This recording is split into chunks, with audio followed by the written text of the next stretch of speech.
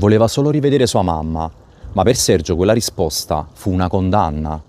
Vi avviso, questa è una storia difficile, ma va ascoltata. Ne parlo oggi perché il 27 gennaio è il giorno della memoria e ricordare non è soltanto un dovere, è una responsabilità. Sergio De Simone era un bambino napoletano, nato nel quartiere Vomero nel 1937 ed abitava proprio qui, dove c'è questa targa. Nel marzo del 1944 fu arrestato dai nazisti e deportato ad Auschwitz. Ad Auschwitz il medico nazista Josef Mengele decise di selezionare 20 bambini, da lui chiamati pezzi, per effettuare degli esperimenti medici. E li scelse facendo un'apposita domanda: chi vuol rivedere la propria mamma faccia un passo avanti. E Sergio fece quel passo. Era l'unico italiano tra quei 20 bambini. I bambini furono trasferiti nel campo di Neuengamme, ad Amburgo.